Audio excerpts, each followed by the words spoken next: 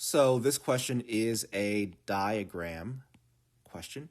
Any question that provides some visual input, I'm going to call a diagram question. We have a table. Our first column is time. Next one is velocity on Mars. The question says the velocity v in meters per second of a falling object on Earth after t seconds, ignoring the effect of air resistance, is modeled by the equation v equals 9.8 t. So velocity on Earth is velocity equals 9.8 times however many time and seconds the thing has been falling. There is a different linear relationship between the time and velocity on Mars, as shown in the table below. Okay. If an object dropped toward the surface of Earth has a velocity of 58.8 meters, so I'm going to say VE for velocity on Earth is equal to 58.8 meters per second after t seconds, what would be the velocity of the same object dropped toward the surface of Mars after t seconds, ignoring the effect of air resistance? Okay, so this is important because I can use the fact that we've been told that VE, velocity on Earth, is equal to 9.8 t. So how do we get from 9.8 t to 58.8?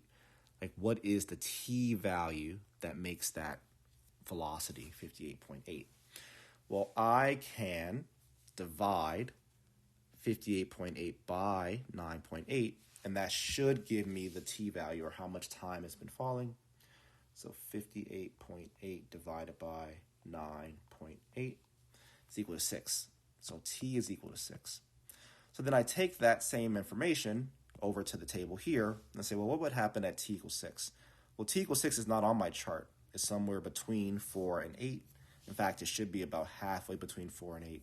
So at 4, we're at 14.8 seconds. At 8, we're at 29.6 seconds, which means technically our answer should be between those two, which means that choice D is too large, choice C is too large, and I would have to go with choice B because choice A is very close to the 4-second mark there. Now, I could do a bit further and say, well, the velocity here, it is still, so time per second. There's nothing, yeah, I can't figure out the formula, and I'd prefer not to figure out the formula for the velocity on Mars. So I'm just going to use logic here. Hopefully that makes sense. We're at time of 6 seconds based upon this 58.8 meters per second value that was provided in the question. That 6 is somewhere between the 4 and the 8, which makes it somewhere between the 14.8 and 29.6, which makes 36.2 and 88.8 too large. And in my opinion, it makes 15.9 too small, right? That is not representative of halfway between. In fact, I could find the average between 14.8 and 29.6. Let's just do that.